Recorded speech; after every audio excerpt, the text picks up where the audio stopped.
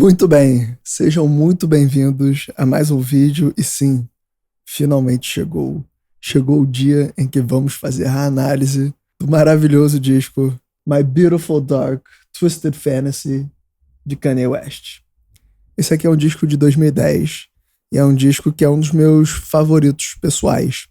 Então isso aqui provavelmente é o primeiro de uma série de vídeos dos meus clássicos pessoais, dos meus álbuns prediletos. Percorreremos todos os gêneros: rock, metal, pop, rap, trap, várias décadas. Mas como foi frequentemente solicitado, vamos fazer My Beautiful Dark Twisted Fantasy de Kanye West. Esse aqui é um disco que eu conheço bastante, não só as músicas, como a história da produção. Eu sou um grande apreciador da discografia do Kanye West, e esse é um disco que pode-se dizer que é a cereja do bolo da discografia do Kanye West. Que sem esse álbum, a discografia dele já é um clássico. Mas esse disco aqui é realmente a joia da coroa da discografia dele. Esse é um disco de 2010. Estamos em 2024, ou seja, faz 14, 15 anos desde que esse álbum foi lançado.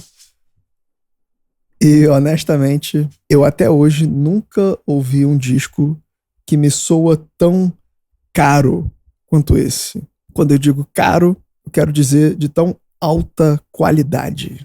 A qualidade está presente em todos os níveis, em todas as camadas desse disco. O bom gosto musical, o bom gosto de instrumentação, no quesito inovação, trazer uma musicalidade que não existia, de tentar buscar aquilo que não existe. Poucos inovam, muitos tentam apenas reproduzir com grande grau de competência e qualidade aquilo que já existe. E poucos são aqueles que buscam propor uma sonoridade nova, que buscam criar aquele som que não existe. E esse disco entrega isso com maestria. A gente vê dentro desse álbum uma grande mescla de elementos estéticos de diferentes estilos musicais. Então a gente vê a colisão de elementos sinfônicos e orquestrais com samples de hip hop, com baterias de 808, com guitarras de rock e blues, e sintetizadores de pop e música eletrônica, e coros vocais gospel e afros, tudo numa música só. E um rap pesado por cima, e o uso até frequente de autotune. Então, a combinação de todos esses elementos de universos diferentes é feita com muito bom gosto. E o resultado final é um clássico que soa atual, atemporal e inovador até 15 anos depois. Para você que é músico, isso aqui é uma escola. Isso aqui é um estudo de caso, especialmente quando você leva em conta a mescla de todos esses instrumentos, por exemplo, e esses elementos musicais que eu falei, de diferentes estilos, e você entende que, caramba, tudo soa muito claro, muito nítido, muito bem encaixado, e todos esses elementos são trazidos para dentro do universo estético do rap. Ele consegue trazer guitarras, coros, sintetizadores para dentro da sonoridade do rap. E você entende que, não é porque ele tá mixando rap, não é porque ele tá mixando metal, que ele tá confinado àquela sonoridade. Não. Uma vez que você entende o que tá por trás da música, você entende que tudo são notas, são tons, são ritmos, são frequências, são sinais de áudio. Tudo se resume a hertz e decibéis. A mixagem, a masterização, elas deixam de ser um mistério. Então você consegue trazer diferentes sons, diferentes sonoridades para dentro de um universo estético seu. Você consegue dar o acabamento sonoro pro que você quiser. Você provavelmente é músico que está assistindo isso aqui. Você comprou sua interface de áudio, comprou seu microfone, está gravando suas guitarras, seus violões, e você está descobrindo que gravar não é difícil. Qualquer um consegue apertar REC. O difícil é deixar o que você gravou com qualidade profissional. É tornar suas gravações profissionais. Você e os maiores produtores do mundo usam as mesmas DAWs e os mesmos plugins. A diferença é que o profissional ele tem um domínio científico sobre o que ele está fazendo. E você está só adivinhando, abrindo o plugin, virando o botão totalmente aleatoriamente. Você não tem nenhuma base científica, acadêmica, técnica para fazer isso. Então, se você quer ter um domínio real, sensato, profissional, de adulto sobre mixagem e masterização, para tudo e faz o curso introdutório Conceitos e Fundamentos de Mixagem. Nesse curso eu te ensino toda a base do conhecimento que me deu a minha grande primeira virada de chave na minha carreira, que levou o meu som de um som amador para um som profissional. Tudo que existe de mais avançado na mixagem e masterização se constrói em cima dessa base. Aproveita o valor atual, porque o valor sobe com o tempo, que a gente está sempre aprimorando e adicionando conteúdo novo. Fez o curso introdutório, você vai estar apto a fazer minhas formações profissionalizantes mais avançadas posteriormente. Se você preza pela qualidade e quer ter as suas músicas soando profissionalmente, esse é seu primeiro passo. Não perde tempo, deixei o link para você aqui, ok? Bom, no quesito profissionalismo e qualidade sonora, esse álbum entrega. Então, se você não conhece muito a fundo a história da discografia e da carreira do Kanye West, eu vou te dar um contexto rápido aqui, só para esse disco fazer ainda mais sentido para você, ok? Esse disco ele é muito bom, independente de contexto. Até para quem não fala uma palavra de inglês, esse disco é uma delícia de ouvir, porque ele soa muito bem. Só musicalmente é basicamente impecável. Agora, além de todo o conteúdo das letras e todo o aprofundamento conceitual e temático do disco, o contexto de vida real, de mundo real e na progressão da carreira do artista, do Kanye West, torna ainda mais interessante. Então vou contar aqui uma breve história que ajuda a contextualizar. Esse aqui é o 5º álbum. Ele já vinha numa sequência muito bem sucedida de discos desde 2003. Então, em 2003 ele lança seu primeiro disco, que foi um estouro. Depois, acho que 2004 ou 2005, ele lança outro. Depois mais outro, 2006, 2007. Aí, 2008, ele lança o 4º, que é o 808s and Heartbreak, que é ótimo, também vai entrar nas análises aqui de clássicos no canal. E em 2008... o Kanye West ele já é consolidado como mais do que um grande rapper. Ele começa a entrar numa esfera de popstar. Ele já furou um pouco a bolha do rap e tá começando a entrar num status assim de celebridade, de artistão. Não só um cara relevante na bolha do rap. Do rap era o mais relevante e agora tá entre os artistas pop. Da época ali, Lady Gaga e Katy Perry. E Kanye West tava nesse patamar assim de relevância midiática. E a cada disco ele propõe uma sonoridade nova e uma progressão do que ele já tinha feito.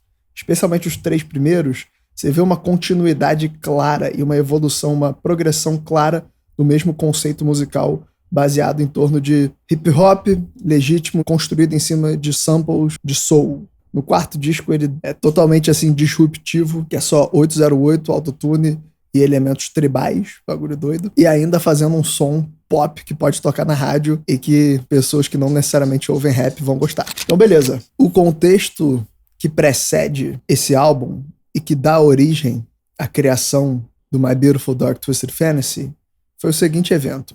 Em 2009, teve os VMAs, Video Music Awards, que era a premiação, até hoje existe, mas hoje em dia já não é mais tão relevante. Mas na época, 2009, a mídia social independente, de pessoa para pessoa, direto para o consumidor, não era tão usada. Se eu quisesse saber o que o Kanye West tinha para falar, eu tinha que esperar os VMAs acontecer uma vez ao ano, aparecer na TV e ver ao vivo. Se não visse ao vivo, passou, esqueceu. Perdeu. Não vai ter reprise, não vai estar na internet para eu ver depois. E também não tenho acesso, Kanye West não tá todo dia postando na internet o que ele pensa, fala. Então, esses eventos eram muito significativos e importantes. Eram as poucas vezes ao ano que a gente tinha acesso ao que os artistas tinham para falar e se posicionar. E aí, nesses VMAs de 2009, aconteceu algo que, se você conta hoje, não parece nem tão chocante assim. Mas na época foi extremamente chocante justamente por isso tudo que eu falei. Esses eventos eram as poucas vezes que a gente via os artistas e ouvia dos artistas. Então, naquela edição dos VMAs, ia ter a premiação ali de melhor clipe, ou clipe do ano. Tava entre alguns artistas, e entre esses alguns artistas, tinha o clipe de Beyoncé, de Single Ladies, que é aquele clipe preto e branco da Beyoncé, que é um take só, não tem corte, é uma dança, uma coreografia braba do início ao fim. E a Taylor Swift, que era uma artista nova aquele ano, era um dos primeiros clipes dela. E a Beyoncé já tinha vários anos de carreira, de vários sucessos consecutivos e de vários clipes bem impactantes. E aí a Taylor Swift ganhou. A vencedora do prêmio é a Taylor Swift. E aí, pô, a menininha, pô, magrinha, branquinha, lourinha, de, sei lá, 19, 20 anos, novinha, subiu no palco, toda nervosa, assim, toda inocente, sabe? Parecendo um carneirinho. Ai, pô, não esperava isso, ai, tô tão feliz e tal. Pô, quero agradecer e tal, tal. E aí chega o Kanye West, boladão, boladão, ultra confiante com a camisa preta bolada da Versace, com o cabelo na máquina, com os desenhos da logo da Versace no cabelo e doidão de Hennessy. E aí ele chegou, irmão, subiu no palco, pega o microfone da mão dela e fala, pô, aí, maneirão, legal, I'ma let you finish, yo, Taylor, I'ma let you finish. Já já tu termina aí, mas aí, eu queria falar, pô, tu ganhou o clipe do ano, mas a Beyoncé teve o melhor clipe de todos os tempos. The best music video of all time. Volta! E aí, todo mundo ficou em choque, assim. Caralho. Falou, maneirão, tu ganhou o clipe do ano. Ela ali teve o melhor clipe de todos os tempos. Toma aí o microfone. E foi embora, e desceu. E aí foi um escândalo nacional. Repercutiu muito isso. Foi um escândalo gigante. Tipo, que deselegância, que falta de educação, que maluco egocêntrico, quis aparecer, roubou a cena da menina. A menina tá ganhando a premiação, tadinha. Trabalhou tanto pra isso. E a Beyoncé ficou envergonhada dele colocar ela no meio disso, blá blá blá. A ponto de o presidente dos Estados Unidos tá na TV falando que esse maluco é idiota, né? Por que ele fez isso? A menina ali, problema nenhum, a menina ganhar o prêmio dela, por que esse idiota tinha que ir lá? O Barack Obama chamou ele de jackass. O negócio repercutiu tanto a ponto do presidente falar que o cara é um idiota na TV. E aí, cara, a vida dele não ficou muito maneira, ele começou a ser odiado. O cara foi cancelado antes do cancelamento, antes de existir cultura do cancelamento, o maluco foi cancelado. Esse é o nível do Kanye West. Kanye West é o inovador, o brabo. Então ele basicamente se autoimpôs um exílio. Decidiu, melhor sair daqui, porque aqui não tá legal pra mim, não. Sendo assediado na rua, aquele negócio de paparazzi. Não tinha mais paz. Em inglês tem uma expressão, public enemy number one. Inimigo público número 1. Então ele decidiu, fugir. Foi passar um tempo fora. Foi pro Japão. Depois ele foi morar um tempo em Roma. E aqui a história já começa a ficar mais interessante, que já começa a amarrar mais com o tecido criativo do álbum. Enquanto ele estava morando em Roma, ele viu muitos museus, muitas referências artísticas, históricas, que inclusive assiste o clipe da música Power. Depois, certamente você vai ver muitos paralelos com Roma. E ele começou a trabalhar mais com moda nessa época. Hoje a gente sabe que Kanye West, a maior parte da riqueza dele hoje se atribui à marca de roupa dele, Yeezy. E ele começou a trabalhar mais de perto com a marca Fendi. E aquilo começou a atiçar a vibe criativa dele. A ponto dele falar que ele queria fazer um álbum chamado Outono, Inverno, Primavera, Verão. Que nem marcas de roupa soltam coleções de acordo com as estações do ano. Ele queria soltar um álbum, um projeto dessa forma também. E aí ele começou a voltar a pensar na música e tal, que ele falou que não queria fazer mais música. Ninguém quer saber mais de mim, vou parar de fazer música. Mas, lógico, o cara que é músico vai fazer música a vida toda, independente de ser profissionalmente ou não. Mas aí ele começou a ter ideias de novo. E aí o tesão criativo musical começou a voltar. Aí sim, ele falou, pô, tá na hora de eu começar a fazer meu álbum. Então ele voltou para os Estados Unidos, só que não para os Estados Unidos continental. Ele foi pro Havaí, que é uma ilha no meio da puta que pariu. E aí, o que ele fazia? Ele, dessa ilha, convidava, bancava, pagava, lógico, contratava os contribuintes, os artistas, os letristas, os produtores, os beatmakers, os engenheiros de mixagem, masterização, de gravação. Ele contratou a equipe e o pessoal vinha pro Havaí trabalhar com ele num estúdiozão que tinha lá. Eu acho que o nome do estúdio é Avex Studio, se não me engano. Avex Studios. Estúdiozão lindo no Havaí. E aí, cara, ele veio muito inspirado desse rolê no Japão e principalmente na Europa, particularmente em Roma, Itália e esse mundo de moda. Então a gente vê um luxo, um quê de luxo muito presente, de pompa muito presente na sonoridade desse álbum. Tanto que esse luxo, ele sangra pra comunicação visual. A capa do disco por si só já é linda. Esse vermelho, que é um vermelho bonito, não é um vermelho McDonald's, não é um vermelho YouTube, não é um vermelho iFood. Não, é um vermelho meio rosado, é um quase pastel. É o mais vermelho possível que dá pra ficar sem ser pastel, mas ele quase pastel, levemente rosado. E aí tem um quadro no meio que tá pixelado, porque é explícito, com uma moldurinha dourada. É lindo, é lindo. E nos clipes, nos shows e na comunicação, toda vez que ele aparecia de terno, de blazer. Primeira vez que a gente viu um rapper de terno, de blazer, com roupa chique, roupa cara. E a gente vê que foi muito inspirado por esse universo europeu. Os clipes, a gente vê muito isso. Esse luxo, essas referências de arquitetura, de decoração, de figurino, de forma de se vestir, de moda. E isso contextualiza e harmoniza muito bem com as sonoridades abordadas no disco. Como eu falei antes, a gente vê a colisão de muitos elementos de universos diferentes. Elementos orquestrais e sinfônicos, com baterias de 808 e boom bap, com sintetizadores de pop, com guitarras distorcidas de rock e de blues, e vocais com autotune e coros gospel. E esse disco ele é marcante pela musicalidade maximalista, que é o oposto de minimalista. Minimalismo é o mínimo necessário. Nesse disco a gente vê extravagância sonora. Então, um coro não é minimalista. Minimalismo é uma voz. Um coro, a gente tem 10, 20 vozes. Muitas camadas de voz. Uma orquestra é maximalista. Um violino é minimalista. 15 violinos, um monte de violinos, um monte de camadas, um monte de instrumentos é maximalista. Então a gente vê muitas camadas sonoras nesse disco. E aí, beleza. O disco foi caro de produzir, altamente luxuoso, da mais alta qualidade com os melhores profissionais. Não é à toa que é um clássico. Isso aí, cara, eu sou a prova viva disso. O disco que eu fiz em 2017 do Cartel MCs, que é um grupo que nem existe mais, mudou a minha vida. Porque eu dei a minha vida na produção daquele álbum. Aquele álbum eu falei, esse é o álbum que vai mudar minha vida e acabou. Eu vou colocar o meu melhor que eu tenho pra oferecer aqui. Isso aqui vai ter que virar um clássico. E esse disco mudou minha vida. Toda semana eu recebo mensagem falando desse disco. Ou alguém para e fala comigo desse álbum. E é um álbum de 2017 de um grupo que nem existe mais. Então, a importância... Cara, aprende a fazer música de verdade, com qualidade. Domina a mixagem, domina a masterização. Você vai conseguir deixar qualquer coisa que você quiser com qualidade profissional. Deixar qualquer elemento sonoro.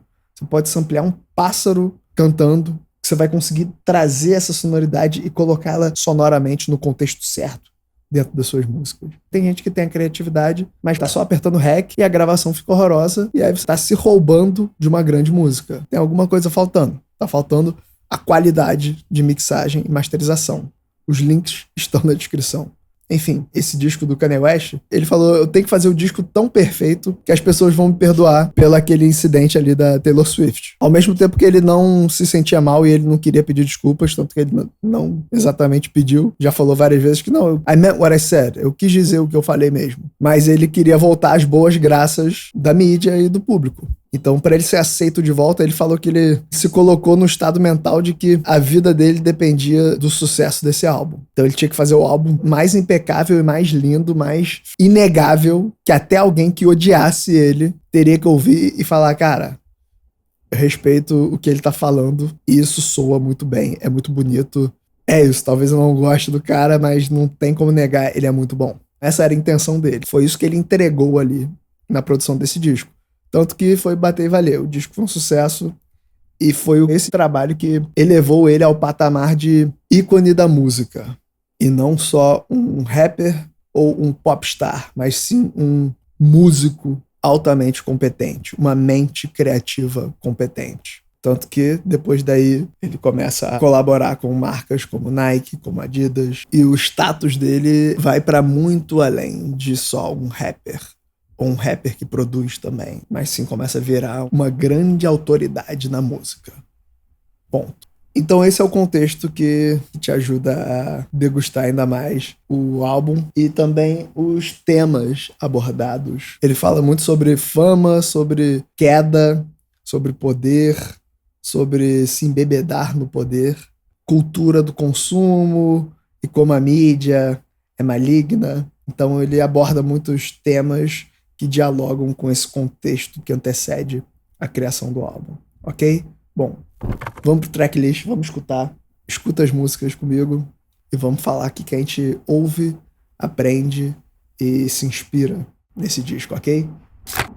Se você tá gostando desse vídeo, se inscreve no canal, porque a parte 2 dessa análise está saindo em breve. Se inscreve aqui no canal. E se você quer produzir suas músicas com qualidade profissional, faça os meus cursos. Os links dos cursos estão na descrição. Comece com um curso introdutório, depois você pode fazer um curso mais avançado. Tamo junto, produtores no topo. Fé.